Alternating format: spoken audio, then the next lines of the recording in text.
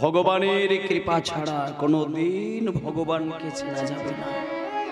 মায়েরা, আপনারা প্রত্যেক দিন ভগবানকে ডাকেন, কিন্তু যদি কোনোদিন সত্যিকারের ডাকটা দিয়ে ফেলেন, যে ডাকে ভগবানের চোখে জল এসে যায়, হাজারবার কাঁদতে গিয়ে একটা দিন হয়তো সত্যিকারেরই কান্না কেঁদে ফেললেন, যে কান্নায় ভগবানও কেঁদে ফেলেন, সেই দিন যদি কোনোদিন হয়, তাহলে জানবেন আপনার ওই চোখের জলের মূল্য দেবার জন্য ভগবান হাত বাড়িয়ে সেবা পাবেন। তবে আপনি তাকে চিনতে পারবেন না।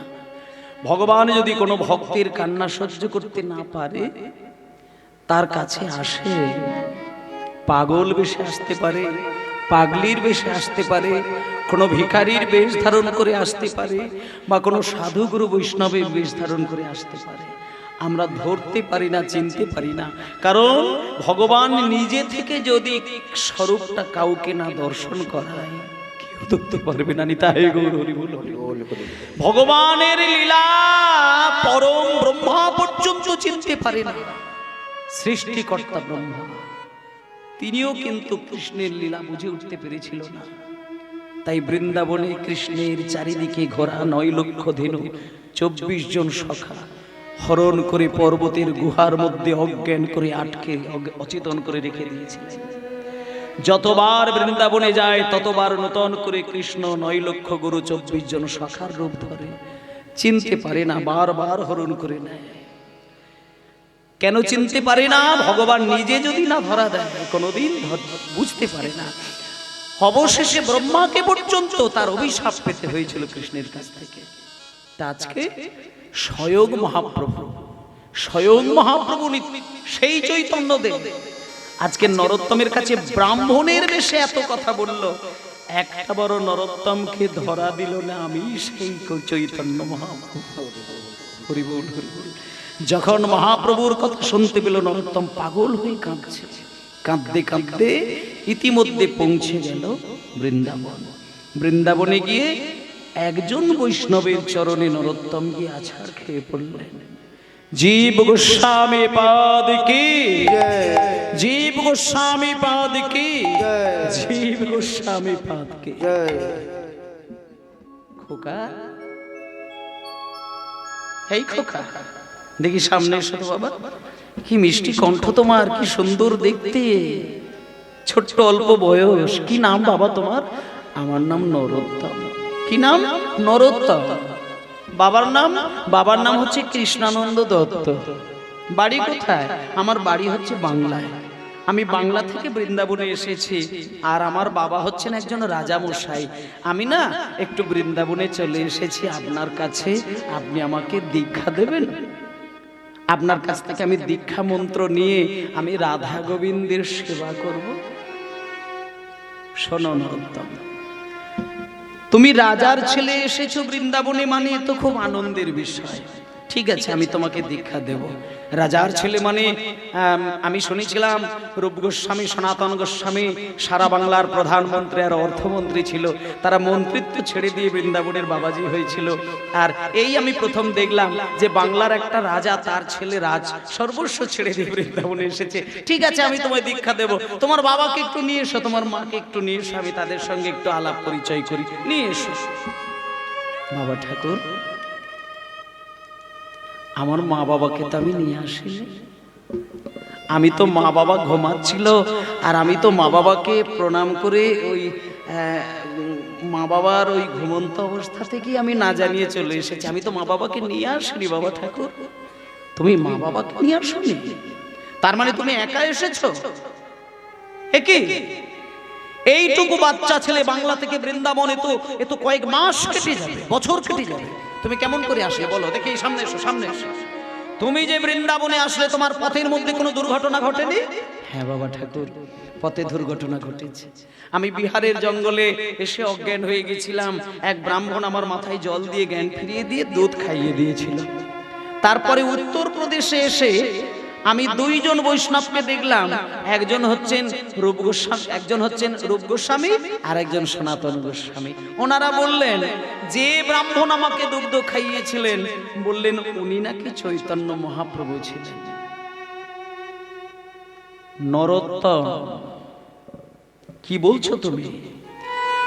রূপ সনাতনকে তুমি স্বপ্নে দেখেছো? হ্যাঁ হ্যাঁ, আমাকে তো স্বপ্নে দেখা দিলেন ওনারা। ঠকঠকে চেহারা, এক খণ্ড সাদা কাপড় হাঁটুর উপরে জড়িয়ে, হাতে জপের মালা, কপালে তুলসী মালা, ওই গলায় তুলসী মালা, কপালে তিলক, আর ওই হরিনাম করছে। চোখ থেকে তাদের বিন্দু বিন্দু কৃষ্ণ প্রেমের ধারা গড়িয়ে যাচ্ছে। নরোত্তম, ভেবে কথা বলছো? যে রূপ সনাতনকে তুমি দেখলে, তুমি জানো ওনারা আমার সম্পর্কে কে হয়? জানো তুমি? শোনো, রূপ গোস্বামী হচ্ছে বড় ভাই, সনাতন গোস্বামী হচ্ছে মেজো ভাই। আর ওনাদের দুই ভাইয়ের আদরের একটা কোলের ভাই ছিল, তার নাম অনুপম গোস্বামী, সে হচ্ছে ছোট ভাই। সেই অনুপম গোস্বামী হচ্ছে আমার সম্পর্কে বাবা। সুতরাং তুমি বুঝতে পারছো, ওই রূপ সনাতন সম্পর্কে আমার জ্যাঠামশাই। শুধু জ্যাঠামশাই নয়, আমার বড় জ্যাঠা আর আমার মেজো জ্যাঠা, এই দুই জ্যাঠার কোলে বসে এক জ্যাঠার কাছ থেকে আমি দীক্ষা নিয়েছিলাম, আর এক জ্যাঠার কোলে বসে আমি রাধা গোবিন্দের সেবার শিক্ষা নিয়েছি।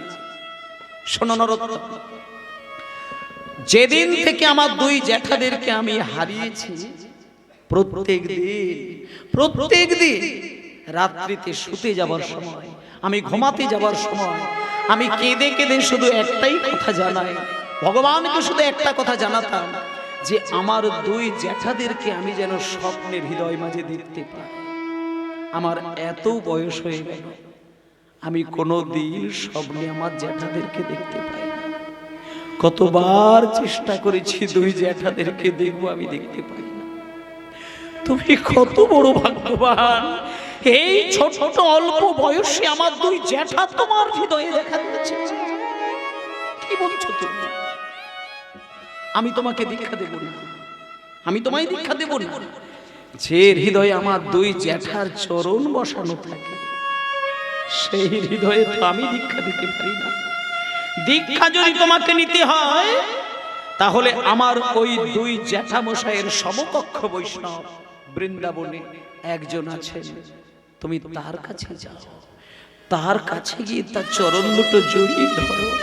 তোমার এই রূপ, তোমার এই ভাব, ভালোবাসা দেখে, প্রেম দেখে যদি উনি তোমাকে দীক্ষা দেয়, তাহলে জানবে তোমার এই মানব জীবন ধন্য হয়ে গেল। চলে যাও। তার নাম লোকনাথ গোস্বামী। ওগো, আমার এই নরোত্তম এই রাজপ্রাসাদে ঘুরবে, ফিরবে, খেলবে, কত অন্যায় করবে, তোমরা ওকে কিচ্ছু বলবে না। ও অন্যায় যত করবে করুক, রাজপ্রাসাদের সবকিছু নিয়ে ভেঙে ফেলুক, ওকে তোমরা কেউ বকা দেবে না। ও আমার আদরের একমাত্র ছেলে, ও যত অন্যায় করে করুক। আমার মনে হয় ছেলেটা আমার জীবনে বেশি দিন থাকবে না। যে ছেলে প্রণাম করে গেল, আজকে আমি যাকে দেখছি আমার সেই ছেলেটা নয়। নিজের স্ত্রীকে ডেকে ডেকে লুকিয়ে বলছে, ওগো, আমার ছেলে এই রাজপ্রাসাদে ঘুরতে ঘুরতে যতই অন্যায় করুক, ওকে তুমি কোনোদিন কিচ্ছু বলবে না, ওকে তুমি কিচ্ছু বলবে না। আমার মনে হচ্ছে ছেলেটা বেশি দিন থাকবে না। আসলে মায়েরা, ভগবানের কৃপা যদি কারোর উপর এসে যায়, ভগবান যদি হাতটা বাড়িয়ে দিয়ে একবার কাউকে কাছে ডেকে নেয়, কোনো ভালোবাসা তাকে ধরে আটকাতে পারে না। আজকে মায়েরা, এই যে আজকে এই তালডি গ্রামে কীর্তন হচ্ছে, বলুন গত বছরও কীর্তন হয়েছিল, এই বছরও হচ্ছে। গত বছর এখানে যারা যারা এসেছিলেন, এই বছর যারা যারা এসেছেন, খোঁজ নিয়ে দেখবেন, এই বাবাদের মধ্যেই হয়তো এমন একজন কোনো বাবাকে পাবেন, যিনি গত বছরে এই মাটিতে বসে প্রাণ ভরে কীর্তন শুনেছিলেন। এই বছরে এই বাবাদের মধ্যে, মায়েদের মধ্যে একজনেরও নাম আপনি পেলেও পেতে পারেন, যিনি এই বছর আমাদের মধ্যেই তিনি এই জগৎ ছেড়ে চলে গেছেন। আজকে আপনারা সবাই আছেন, আমরাও আছি। একটা বছর পরে হরিনাম হবে, এর মাঝখানে কার যে ভগবানের ডাক আসবে, কে থাকবে, কে চলে যাবে, কেউ বলতে পারে না।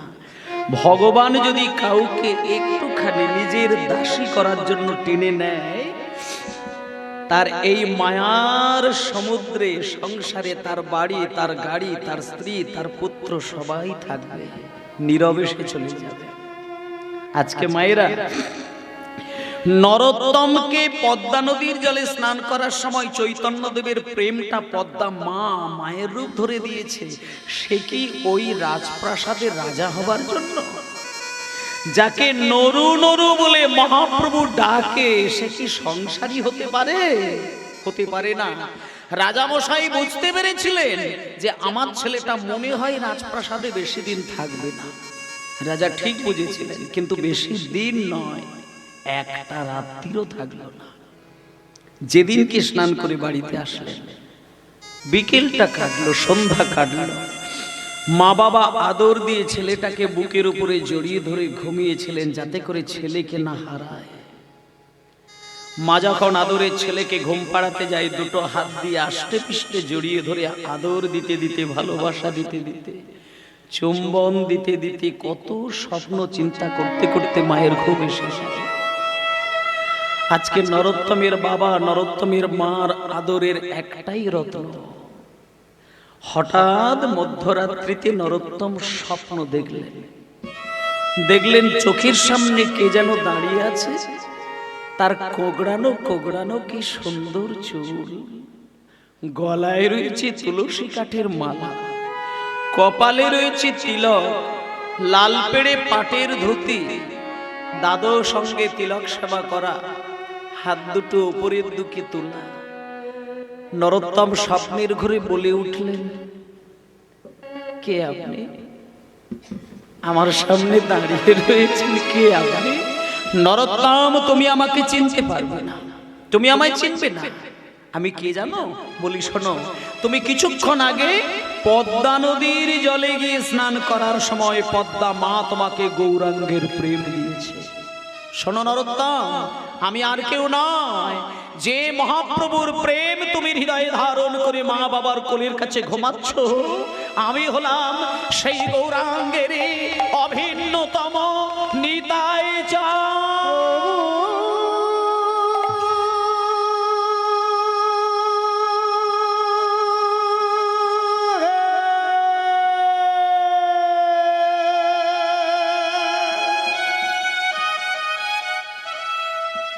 নরোত্তম,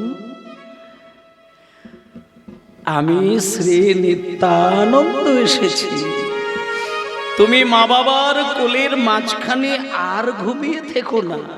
তুমি যদি আরো ব্রজের প্রেম পেতে চাও, আরো যদি রাধা কৃষ্ণের প্রেম পেতে চাও, তুমি এক্ষুনি এই রাজপ্রাসাদ ত্যাগ করে তুমি আমার সঙ্গে চলে এসো প্রেমের রাজ্য বৃন্দাবন ধামে। নিতাই গৌর হরি বল, হরি বল। হঠাৎ নরোত্তমের ঘুম ভেঙে গেল। হঠাৎ এই নরোত্তমের ঘুম ভেঙে গেছে। ঘুম ভেঙে গিয়ে দেখলো মধ্যরাত, গভীর রাত, একেবারে রাত্রির 12টা তখন বাজে। নরোত্তম ঘুম থেকে উঠেই সবার প্রথমে মায়ের দিকে তাকিয়ে দেখলেন। মায়ের দিকে তাকিয়ে দেখছে মা ঘুমিয়ে অচেতন। বাবার দিকে তাকিয়ে দেখছে বাবাও ঘুমিয়ে অচেতন। মনে মনে নরোত্তম চিন্তা করছে, মা বাবাকে যদি আমি ডেকে দিয়ে মা বাবার কাছ থেকে অনুমতি নিয়ে আমি বৃন্দাবনে যেতে চাই, মা বাবা আমাকে যেতে দেবে না। আর আমি যদি বৃন্দাবনে না যাই, আমার কৃষ্ণ প্রেম ধন লাভ আর কোনোদিন হবে না। আমাকে ঘুমন্ত মা বাবাকে প্রণাম জানিয়ে বেরিয়ে যেতে হবে। মায়েরা দেখবেন, বাড়ির কন্যাগুলো দেখবেন মাকে ভালোবাসে খুব, কিন্তু বাড়ির প্রত্যেকটি মেয়ে মাকে যতটা ভালোবাসে তার থেকে বেশি বাবাকে অনেক বেশি ভালোবাসে। আর বাড়ির ছেলে তারা বাবাকে যতটা ভালোবাসে তার থেকে মাকে বেশি ভালোবাসে। আজকে নরোত্তম হঠাৎ করে ঘুমিয়ে থাকতে থাকতে দেখলো বাবা ঘুমাচ্ছে। স্বপ্নের ঘরে ঘুম ভেঙে গেল। উঠেই বাবাকে প্রণাম করল। চিরকালের জন্য বেরিয়ে যাচ্ছেন বৃন্দাবনে। বাবাকে প্রণাম করে বাবার চরণধুলো মাথায় নিয়ে বেরিয়ে যাবে। তারপরে মা ঘুমাচ্ছে, ঘুমন্ত মায়ের চরণে যেই স্পর্শ করলো নরোত্তম, আমি চলে যাই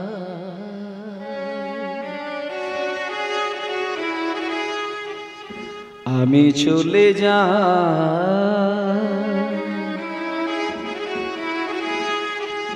আমি চলে যাই, আমি চলে যাই, আমি চলে যাই, ও মা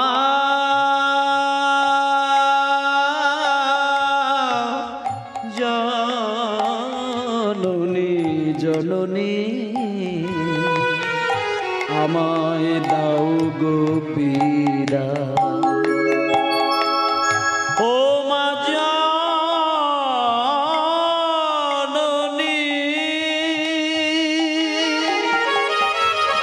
জন্মভূমি,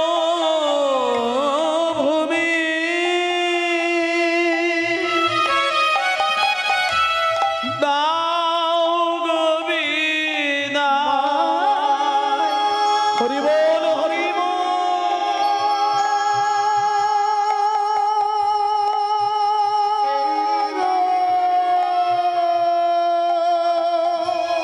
হরি বল। মা গো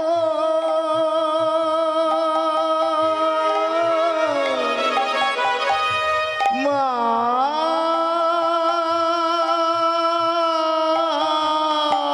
গো মা গো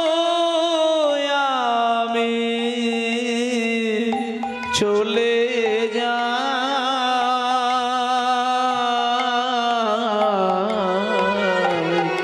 আমি চলে যাই, আমি চলে যাই, ও মা জননী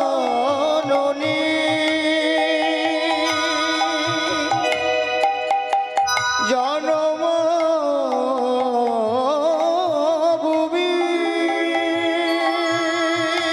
হরি বল হরি বল হরি বল। মা গো আমি চলে যাই, আমি চলে যাই, আমি চলে যাই। ঘুমন্ত পিতামাতাকে প্রণাম করে জন্মভূমির ধুলো বুলিয়ে নিয়ে গেলেন, সারা জীবনের জন্য ঘর ছেড়ে বেরিয়ে গেলেন। ছোট্ট ছেলেটাকে মা বাবা চিরকালের জন্য হারাবে এটা ভাবতেও পারে না, ঘর থেকে বেরিয়ে গেল।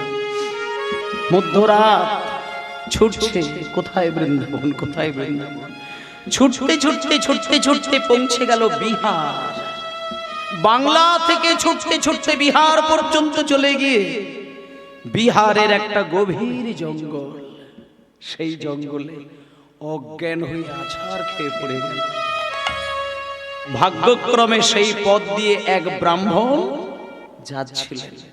যেতে যেতে যেতে যেতে হঠাৎ নরোত্তমকে দেখতে পেয়েছে। তাড়াহুড়ো করে সেই ঠাকুরমশাই নরোত্তমের কাছে বসে গিয়ে দেহটাকে কোলের ওপরে তুলে নিয়ে হাতের ওপরে মাথাটা রেখে জলের ছিটে দিয়ে জ্ঞান ফিরিয়ে দিচ্ছে। খোকা, এই নরোত্তম, এই নরোত্তম, নরোত্তম, এই নরোত্তম, ওঠো বাবা। এ কি, কে আপনি? কে আপনি? আমাকে নরোত্তম নরোত্তম করে ডাকছেন, কে আপনি? কে? নরোত্তম, তুমি আমাকে চিনবে না। আমি কে জানো? আমি হলাম এই গ্রামের একজন ব্রাহ্মণ। গ্রামের ব্রাহ্মণ? আচ্ছা ঠাকুরমশাই, আপনি এই গ্রামের ব্রাহ্মণ, কিন্তু আমি তো এই গ্রামের ছেলে নই।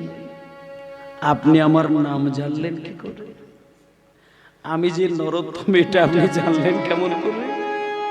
ও আচ্ছা আচ্ছা আচ্ছা, আমি নাম জানলাম কি করে? শোনো শোনো শোনো, আমি আসলে শুধু ব্রাহ্মণ নয়, আমি একজন নামকরা বড় জ্যোতিষী। আমি লোকের মুখ দেখলে সব বলে দিতে পারি। আপনি জ্যোতিষী? আপনি আমার সম্পর্কে কি কি জানেন একটু বলবেন? যেহেতু জ্যোতিষী, আপনি তো আমার সম্পর্কে সব জানেন, তাহলে বলুন না যে আমার সম্পর্কে আর কি কি জানেন? তোমার সম্পর্কে সব জানি, সব জানি, সব জানি। শুনবে? আমি বলবো, শুনে নাও। তুমি হচ্ছ রাজার ছেলে, তোমার মনে মনে একটা বৈরাগ্য উদয় হয়েছে। তুমি মাঝরাত্রিতে স্বপ্নের ঘরে একজনকে দেখেছো। তুমি মধ্যরাত্রিতে তোমার ঘুমন্ত পিতামাতাকে প্রণাম করে তুমি বৃন্দাবনের পথে। ও মা, হে কি, আপনি তো সবই বলে দিতে পারছেন। তাহলে বাবা ঠাকুর, আপনি একটা কাজ করবেন, আপনি যেহেতু সব জানেন, তাহলে আমাকে শুধু একটু বলে দেবেন বৃন্দাবনে যেতে গেলে আমার আর কটা দিন সময় লাগবে? সব বলে দেব, সব বলে দেব। আমার কোলের ওপরে উঠে বসো, আমি তোমাকে পেট ভরে এক ঘটি দুধ খাইয়ে দিই। আমি ঘটিতে করে দুধ নিয়ে এসেছি, এই দুধটা আমি তোমাকে খাইয়ে দেব। এই এক ঘটি দুধ খেয়ে যদি তুমি বৃন্দাবনে যাও, তোমার কোনো কষ্ট হবে না। এসো, আমি তোমাকে দুধ খাইয়ে দিই। নরোত্তমকে কোলে বসিয়ে নিজের ছেলের মতন করে আদর দিয়ে দিয়ে দুগ্ধ পান করিয়ে দিলেন।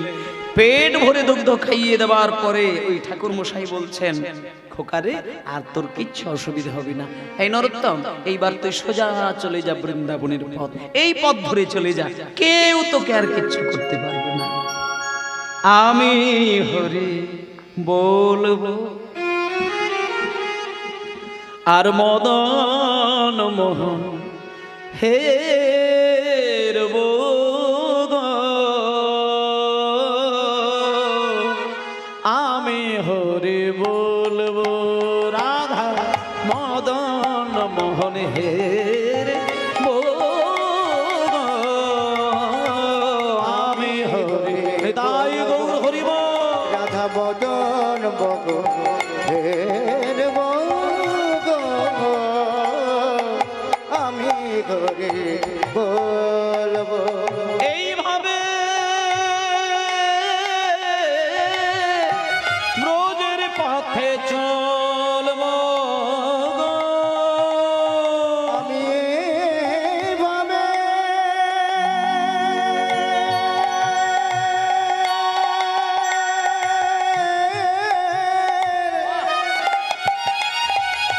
ব্রজের পথে চলবো গো। আর আমি হরি বলবো রাধা মদন মোহন হের আমি হরি বলবো রাধা মদন মগ হের বগ, আমি করি বল।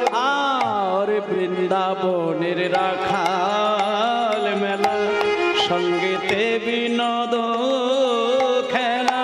বৃন্দাবনে বৃন্দাবনে রাখাল মেলা, সঙ্গে বিনোদ খেলা।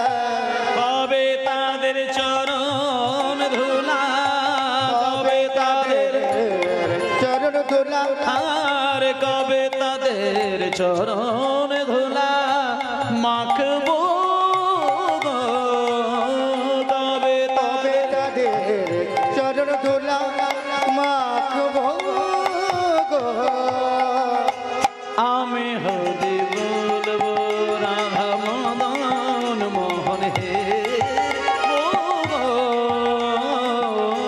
আমি হরি বলবো রাধা মদন মগ হের বগ, আমি করে বলবো। আমি হরি বলবো, আমি হরি বলবো, আমি হরি বলবো, আমি হরি বলবো। আমি করে বলবো। বাবা নরোত্তম মা বাবাকে ত্যাগ করে বিহার চলে গেছিল। এবার বিহারের জঙ্গলে এক ব্রাহ্মণ তার জ্ঞান ফিরিয়ে দিয়ে দুধ খাইয়ে দিয়ে আবার দ্বিতীয়বার হাঁটা শুরু করলো। মাঝখানে অনেকগুলো মাস কাটার পরে উত্তর প্রদেশে চলে গেল। এবার উত্তর প্রদেশে গিয়ে একটা গাছের তলা দেখতে পেয়ে, ছায়া দেখতে পেয়ে, ভালো পরিবেশ দেখতে পেয়ে নরোত্তম একটু বিশ্রাম নেবার জন্য গাছের তলাতে একটু শুয়েছে। আর যেই গাছের তলায় শুতে গেল, অঘরে ঘুমিয়ে পড়ল। আর কিছুক্ষণের মধ্যে নরোত্তম একটা স্বপ্ন দেখলেন, দুজন পরম বৈষ্ণব নরোত্তমকে দেখা দিলেন। তারা ঠকঠকে বৃদ্ধ, একখণ্ড সাদা কাপড় তাদের হাঁটুর উপরে তোলা রয়েছে। নরোত্তম প্রশ্ন করল, কে আপনারা? আমার চোখের সামনে দাঁড়িয়ে রয়েছেন, আপনাদের কি নাম? নরোত্তম, তুমি আমাদেরকে চিনতে পারবে না। আমরা কে জানো? এই যে আমাকে দেখছো, আমি হলাম বড় ভাই, আমার নাম রূপ গোস্বামী পাদ। আর এই যে তুমি পাশে দেখতে পাচ্ছ, এ হলো আমার মেজু ভাই, এর নাম সনাতন গোস্বামী। আমরা না নরোত্তম, দুই ভাই পৃথিবীতে নেই, আমরা নিত্যলীলায় চলে এসেছি। বৃন্দাবনে গেলে তুমি আমাদের দুই ভাইয়ের সমাধি দেখতে পাবে। আমরা স্বপ্নে তোমাকে দেখা দিতে এসেছি। কেন জানো? একটা সংবাদ দেওয়ার জন্য, একটা খবর তোমাকে জানানোর জন্য। কিছুদিন আগে তুমি বিহারের একটি জঙ্গলে অজ্ঞান হয়ে পড়ে গিয়েছিল, তোমার মনে পড়ছে নরোত্তম? সেই ব্রাহ্মণ তোমাকে জলের ছিটে দিয়ে জ্ঞান ফিরিয়ে দিয়ে কোলে বসিয়ে পেট ভরে দুগ্ধ খাইয়ে দিয়েছিল। শোনো, যে ব্রাহ্মণ তোমাকে কোলে করে দুগ্ধ খাইয়েছিল, সেই ব্রাহ্মণ কোন সাধারণ ব্রাহ্মণ নয়। যে ব্রাহ্মণ তোমাকে কোলে করে আদর দিয়ে জ্ঞান ফিরিয়ে দিয়েছিল, সেই ব্রাহ্মণ কোন সাধারণ ব্রাহ্মণ নয়। উনি হলেন স্বয়ং চৈতন্য মহাপ্রভু।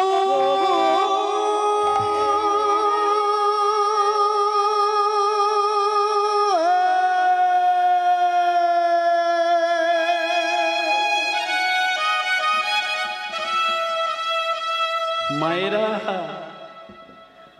হঠাৎ নরোত্তমের ঘুম ভেঙে গেল। ঘুম ভেঙে গিয়ে দেখলো যে দুজন বৈষ্ণব এতক্ষণ দাঁড়িয়েছিলেন তারা নেই, উধাও।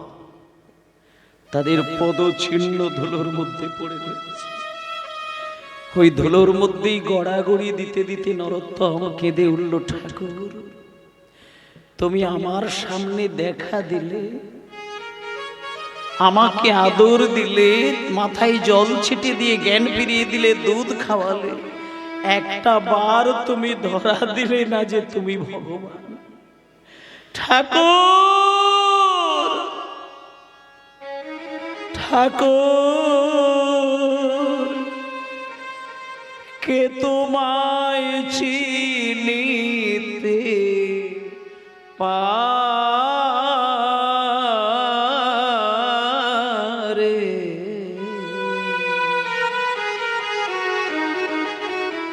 তুমি না চিনালে পরে,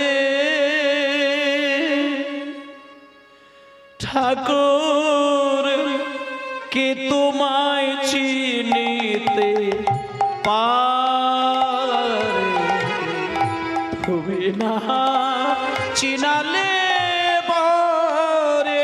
হরি হরি বল। কে তোমায় চিনিতে পারে, তুমি না চেলালে পরে, ঠাকুরকে তোমায় চিনিতে পারে, তুমি না চেনালে পরে। আমার অন্তরে আর বাহিরে বিরাজিছ তুমি, আমার অন্তরে বাহিরে বিরাজিছ তুমি,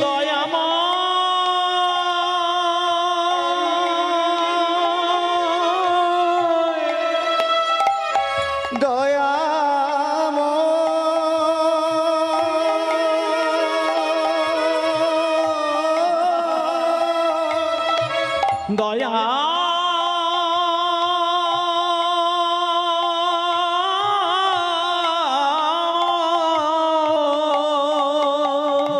আমার অন্তরে বাহিরে বিরাজিছ তুমি, আমি দেখিও না দেখি তোমায়, তোমারে তুমি না হরি হরি হরি বল। ঠাকুরকে তুমি না চেনালে পরে ঠাকুরকে তোমায় চিনিতে পারি।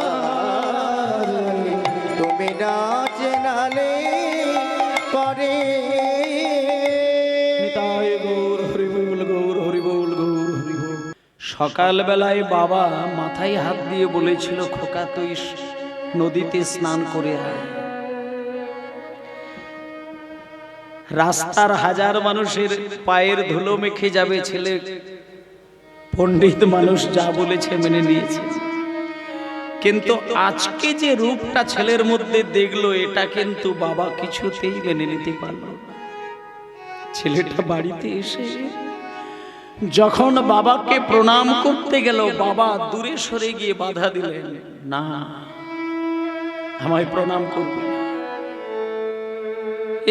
কে হে কেমন ছেলে, যে ছেলে আমাকে প্রণাম করে পদ্মা নদীতে গেল, এ আমার সেই ছেলে নয়, আমার সেই ছেলে। হে কেমন ছেলে, কেমন ছেলে, কেমন ছেলে। চোখের মধ্যে বলি ঋষিদের মতো গাম্ভীর্য, কথায় কথায় শুধু কৃষ্ণ নাম। জয় জয় শ্রী গুরু প্রেম কল্প তরু। জয় জয় শ্রী গুরু প্রেম কল্প তরু। বড় অদ্ভুত জাগ্রত প্রকাশ, বড় অদ্ভুত জাগ্রত প্রকাশ। বড় অদ্ভুত জাগ্রত প্রকাশ, অদ্ভুত জাগ্রত প্রকাশ প্রকাশ। বড় অদ্ভুত জাগ্রত প্রকাশ।